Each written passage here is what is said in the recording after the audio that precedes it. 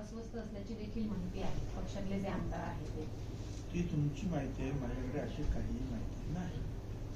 आमच्याकडे आलेल्या आमदारांना जे आहे जे जे काही कर्तव्यासारखं आहे या मंत्री महोदय या बसा बसा.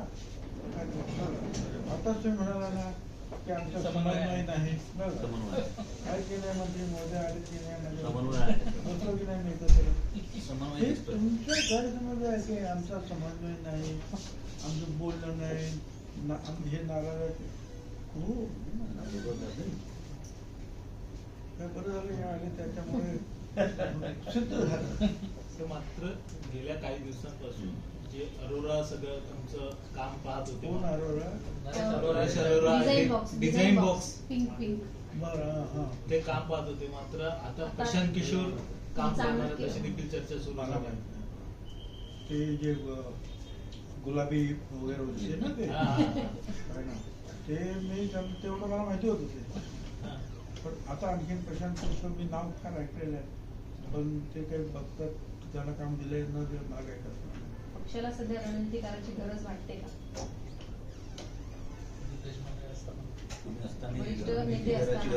निवडणुका सुद्धा नाही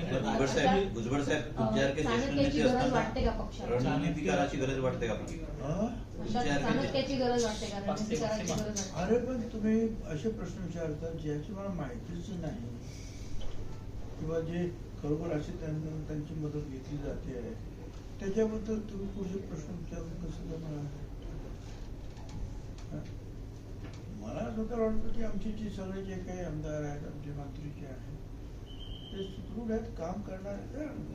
ठीक आहे, ऑफिसमध्ये काही सहकार्य करायचं असेल, एखादी काही पॉलिसी काय असेल टाकायची असेल तर काही वेळेला मदत घेतली जाते.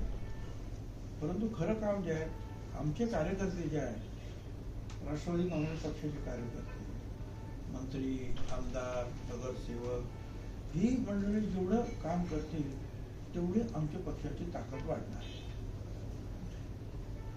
दुसरीकडे पेट्रोल डिझेल संदर्भामध्ये आता किती साठा आहे? कारण की खूप चर्चा सुरू आहे, बऱ्याच ठिकाणी पेट्रोल आहे ते मिळत नाहीये, डिझेल मिळत नाहीये, ग्रामीण भागामध्ये फार तुटवडा आहे, शेतकऱ्यांचं कामं प्रलंबित राहिले असं देखील एक समोर आलेलं आहे. एक महिन्याचा स्टॉक आहे आमच्याकडे, डिझेल, पेट्रोल, केरोसिनचा स्टॉक आमच्याकडे आहे. आणि ठीक आहे, थोडंसं कुठे जरा उशीर होत असेल जायला वगैरे काय पण आहे, सगळ्यांना मिळते असं आमचं मतदान म्हणणं. अशी तक्रार आमच्याकडे आलेली नाही. केरोसिनच्या बाबतीमध्ये आम्ही सांगून सुद्धा काही जिल्ह्यात सुरू झालं, काही जिल्ह्यात सुरू झाल्याचं कारण ती विक्रेत्यांची जी पुरवठादारांची जी साखळी होती जी आहे चेन ती तुटलेली आहे. की जे प्रमुख जो आहे तो विक्रेता, मग तसा विक्रेता, आपल्या मुंबईमध्ये तर एक बैलाची गाडी असायची, 700-800 गाड्या होत्या तर आमच्या माझ्या मतदारसंघात त्या शिवडीला काय, आणि मग ते भरून सगळं करण्याची काय. पण 5-7-8 वर्ष जे आम्ही दिलंच नाही काही, केरोसिनच बंद केलं, त्याच्यामध्ये साखळी जी आहे ती तुटली. आता काही काही ठिकाणी लोक पुढे येत आहेत आणि हे काम हातात घेतात आणि आम्ही त्याप्रमाणे पुरवठा करतो. ग्रामीण भागाच्या बाबतीत तुम्ही काय उपाययोजना करणार आहात? कारण आता ग्रामीण भागाच्या बाबतीत इंधन डिझेल असेल हे जास्त प्रमाणात लागतं, कारण का आता पेरणी आणि सगळे हे दिवस चालू झालेले आहेत, त्यामुळे ग्रामीण भागाच्या बाबतीत काही विशेष असं काही सवलत किंवा पेट्रोल पंप आहेत तिथे तक्रार येईल अशी तक्रार आमच्याकडे आली तर आम्ही ताबडतोब त्या तक्रारीची दखल घेतो आणि त्याप्रमाणे सहकार्य करतो. याचा फटका पडायला लागला भाजीपाला, याचा फटका आहे तो पडताना दिसतोय. भाजीपाला असतील दर आहेत ते वाढत चालले सगळ्या गोष्टीचे. तर सरकार म्हणून नियंत्रणासाठी काही गोष्टी भाजीपाला किंवा काही गोष्टीचे आहेत काही वेळा दर एकदम खाली येतात, फेकून द्यावं लागतं. दुपारी 12-1 वाजले की अशीच फुकट देतात. काही वेळा त्याचा तुटवडा निर्माण झाला की त्याचा भाव वाढतात. अर्थात आता ह्या सगळ्या गोष्टींवर जे आहे डिझेल पेट्रोलची जी आहे जी काही कमतरता जी होती आहे म्हणजे परदेशातून ते होर्मुझ स्ट्रेटमधून जे आहे त्याचा परिणाम जो आहे हा जागतिक परिणाम आहे. तो काय फक्त आपल्या देशावर किंवा आपल्या राज्यावरचा परिणाम नाही. तरी सुद्धा मी नेहमी सांगतो की मोदी साहेबांचे आणि त्या मंत्र्यांचे, आमचे भारत सरकारच्या मंत्र्यांचे आभार मानायला पाहिजे की पूर्वी 27 देशांकडून ते पेट्रोलियम पदार्थ घेत होते, क्रूड ऑइल वगैरे वगैरे, ते डिझेल भेटून आता जो 45 ते 50 नवीन ठिकाणावरून ते आणतायत. आणि अनेक ठिकाणी जशी जी परिस्थिती निर्माण झाली आहे तशी परिस्थिती सुदैवानं अजून आपल्याकडे निर्माण झाली. अडचण आहे, परंतु सगळ्यांनाच कल्पना आहे की ही अडचण जी आहे, ही जे इराण आणि अमेरिका यांची जी लढाई आहे त्यामुळे ही अडचण निर्माण होते आहे, हे सगळ्यांना माहिती आहे. त्यामुळे अगदी 100% नाही, परंतु बऱ्याच प्रमाणावर जास्ती कुठे अडचण निर्माण होणार नाही यासाठी भारत सरकार आणि मग राज्य सरकार काळजी घेते. कांद्याचा प्रश्न मॅडम, फोन खाली गेला पाहायला मिळतोय. खाली तुम्ही घ्या. नाशिकमधून येतात. नाशिकमध्ये 2 दिवसापूर्वी आंदोलनं देखील आहेत कांद्या संदर्भामध्ये पेटलेलं पाहायला मिळालं. कांद्याला दर नाहीये असं देखील चित्र आहे, ते सध्या समोर येतं. मी अवश्य सांगितलं, काही वेळेस अगदी प्रश्न निर्माण झाले. कांदा, द्राक्ष तिकडे गोदीत गेले आणि पुढे तिकडे सगळं बंदच झालं, अडचण निर्माण झाली. बांगलादेशमध्ये आमचा एक्सपोर्ट होत होते द्राक्ष आणि कांदा, हे बंद झालं. आणि म्हणून कालच माननीय मुख्यमंत्र्यांनी परवाच्या दिवशी मला वाटतं जाहीर केलेलं आहे की 1235 रुपये त्या भाव, म्हणजे 1250 रुपये क्विंटलच्या भावाने कांदा खरेदी करणार नाफेड. आणि आज आम्ही ते मीटिंगमध्ये सांगितलं की त्या सगळ्या नाफेडच्या लोकांना सांगा की तुम्ही मार्केट कमिटीमध्ये या आणि तिथून हा माल खरेदी करा, म्हणजे कोणाचं जर फसवणूक होणार नाही. या 1235 रुपये क्विंटलने जो माल आहे खरेदी करा. आणि तो जर केला तर ताबडतोब ज्या इंटरव्हेन्शन झाल्यामुळे व्यापारी सुद्धा मग भाव निश्चितपणे वाढवतात. आज आम्ही सांगितलं मुख्यमंत्री कॅबिनेटमध्ये या सगळ्या संदर्भात चर्चा झाली तेच ना, म्हणून आम्ही मागणी केली. सर दिल्ली में बता दीजिए कि सर पेट्रोल मराठी भी खत्म हो गया है, हो गया सर. और मराठी के लोग जो है थोड़ी शांति रखते हैं. आचार समितीमध्ये संजय राठोड, अतुल सावळे, त्याच्यानंतर गुलाबराव पाटील वगैरे आणि सगळे ऑफिसर लोक वगैरे होते. प्रमुख म्हणजे हेच आहे की महाज्योती किंवा त्या ओबीसी खात्याला अधिक मदत द्यावी, कारण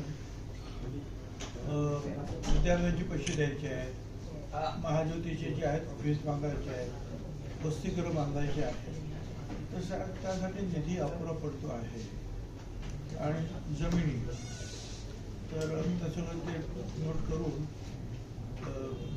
बावनकुळे साहेब म्हणाले की, आणि ते अर्थ खात्याचे लोक सुद्धा होते ते सगळे, तर ते म्हणाले की ठीक आहे, आम्ही या सगळ्याचा विचार करून निधीची सुद्धा व्यवस्था करू. प्रमुख उद्देश तोच होता की जे इतर ठिकाणी आहे तर मी अनेक वेळा सांगितलं की कोणावर अन्याय होऊ देऊ नका. वेगवेगळे घटक आहेत, साठी, आठी, बाठी, मनाठी वगैरे वगैरे, तर त्याच्याप्रमाणे त्याचा विचार करावा आणि त्याच्यामध्ये कुठे अनोमली होऊ नये. आणि कुठे कुठे अनोमली झालेली आहे, कुठे कुठे म्हणजे या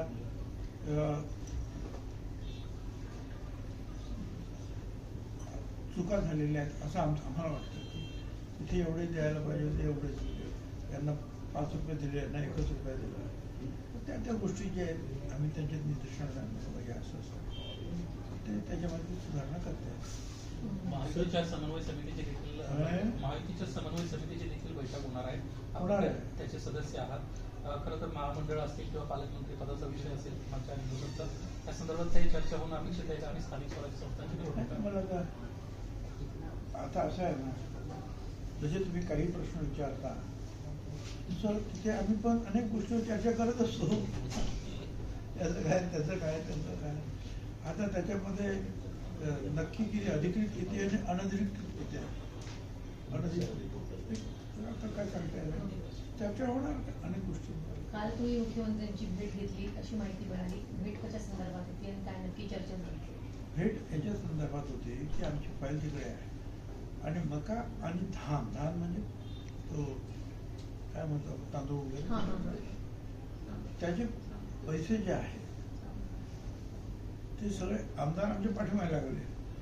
यावेळी ते शेतकऱ्यांचे पैसे द्या आणि ते पैसे जे आहेत भारत सरकार आपल्याला रिएम्बर्स करतं. अगोदर आपण पैसे द्यायचे आणि भारत सरकार त्यानंतर तेवढे पैसे आपल्याला परत करणार. पण ते सगळं अडचणीत इकडे फाईल तेवढे फाईल तेवढे फाईल. म्हटलं भाई असं आहे. त्याने माझ्यासमोर फोन केला आणि सांगितलं रिएम्बर्समेंट होणार आहे आणि धान खरेदी झालेला आहे किंवा मका खरेदी झालेला आहे. मंत्रिमंडळामध्ये सुद्धा मंत्री त्याच्यावर चर्चा करतात. तर ताबडतोब ते फाईल कुठेतरी शोधा आणि त्याप्रमाणे ते पैसे जे अदा करा. साधारणपणे किती पैसे मिळणं बाकी आहे, केंद्राकडून किती पैसे आपल्याला येणं बाकी आहे, या संदर्भात काय आकडेवारी समोर आली? वेगळ्या आकडेवारी असं काही नाही आहे. कारण महाफेड, आदिवासी आणि पणन अशा 3-4 लोकांकडून जे आहेत ना वेगवेगळ्या प्रकारे जे आहे ते मका गोळा करणं म्हणजे विकत घेणं, त्याच्यानंतर धान विकत घेणं शेतकऱ्याकडून, तर ही सगळे काम करत असतात. तर ही संपूर्ण फाईल पाठवली जातात. माझ्याकडे नक्की आकडा किती नाही आहे ते याबरोबर त्या नक्की झालं. तर त्याप्रमाणे जे आहे की त्यांनी सांगितलं की नाही पैसे ताबडतोब द्यायला पाहिजे. ओके गुप्ता त्यांना त्यांनी फोन सांगितलं की ताबडतोब हे पैसे द्यायला पाहिजे. शेतकऱ्यांचे पैसे आहेत. तर भारत सरकार त्याच्यावर रिएम्बर्स म्हणजे भारत सरकार तुम्हाला परत करणार आहे.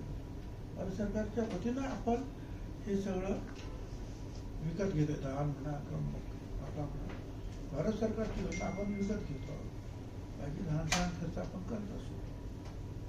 तर त्यांनी ते ताबडतोब करून केलं. म्हटलं असेल तर ताबडतोबी करा. त्यासाठी मग तिकडे आम्ही गेलो. सांगितलं ते आपले धान खरेदीचे वगैरे किती पैसे फाईल आहे 3,214 3,214 कोटी धान आणि मका येस सर. टुगेदर एवढे पैसे आपल्याला म्हणजे चुकारा हा शब्द त्याला वापरतात तो शेतकऱ्यांनी द्यायचा. तुमची खरं तर आज ओबीसीची महत्वाची बैठक पार पडलेली आहे. मात्र काही दिवसांपूर्वी कोर्टामध्ये एक याचिका देखील होती की काही चुका झालेल्या आहेत. वेलांटीची चूक असेल वगैरे असेल, या सगळ्या चुका झालेल्या आहेत. त्यामुळे काही जातींमध्ये मोठ्या प्रमाणामध्ये आहे ते वर्ग करता आलेले नाहीत. अशा पद्धतीचे देखील प्रश्न काय तुमचा? चुका झालेल्या आहेत. वेलांटी उकार असेल, धनगरचं धनगर झालेलं आहे. या सगळ्या असं आहे ना की ह्या सगळ्या जे म्हणजे माझ्या माहितीप्रमाणे आतापर्यंत माझा जो अनुभव आहे त्याच्यासाठी जो आयोग आहे तो जे म्हणजे माझ्या माहितीप्रमाणे आतापर्यंत माझा जो अनुभव आहे त्याच्यासाठी जो आयोग आहे तो आयोग त्याचा अभ्यास करतो आणि खरोखर ती चूक आहे नाही की वेगळीच ती जात आहे असेल अंदाज असेल तर त्या आयोग जे आहे त्याचा सगळा रिपोर्ट तयार करतात. प्रत्यक्ष किती लोक आहेत काय आहेत त्यांची परिस्थिती कशी आहे आणि ते नंतर मंत्रिमंडळाला शिफारस करतात. त्या शिफारसमध्ये 2 ठिकाणी सांगतील की हे करायला पाहिजे हे बरोबर आहे. एखाद्या ठिकाणी सांगतील हे काही करण्यात येऊन आम्हाला वाटत नाही. तर ते सगळं त्याचा जो चॅनल आहे त्यातून ते व्हायला पाहिजे असं जो माझा अभ्यास आहे तो असा आहे.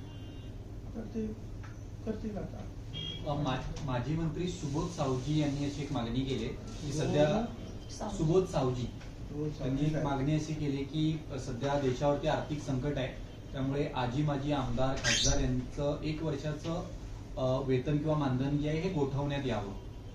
गोठवण्यात आलं तर अगोदर त्याच्यातल्या अनेक आमदारांना जे आहेत ना तर काय अडचणीची परिस्थिती आहे काय सांगायचं.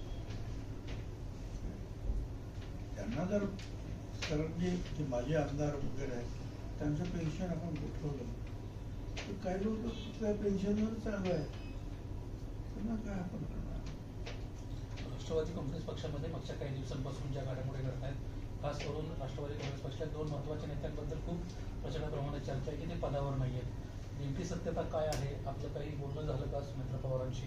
राष्ट्रीय कार्यकारिणीमधून देखील ज्या पद्धतीनं जुन्या लोकांना, तुमच्यासारखे अनेक महत्त्वाचे लोक आहेत की नाही आहेत त्या कार्यकारिणीमध्ये, तर ती आम्ही बदलू असं देखील म्हटलं होतं. तर त्या संदर्भात काही सुरू आहे का सध्या?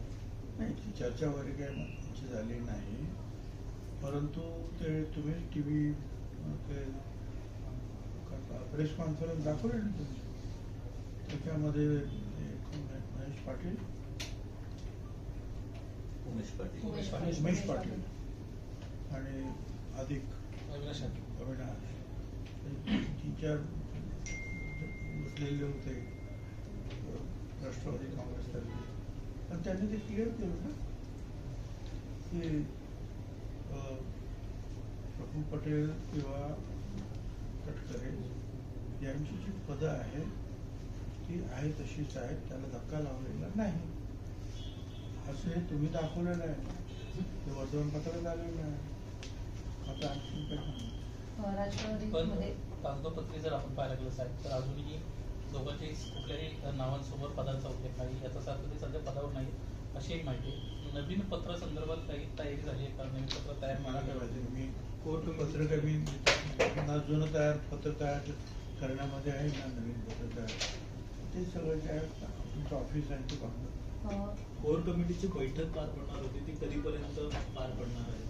कुठली कोर कमिटी? नवीन राष्ट्रवादी पत्रासंदर्भामध्ये काँग्रेस राष्ट्रवादी मला माहिती, ते आता आम्हाला प्रमुख जे आहेत आमच्या त्या आम्हाला सांगतील काय मीटिंग होईल. मधल्या काळात तटकरे आणि पटेल यांनी शरद पवार यांची भेट घेतली, तर दुसरीकडे पासवार आणि मुख्यमंत्र्यांची भेट घेतली. काल सुनील तटकरे यांनी मुख्यमंत्र्यांची भेट घेतली.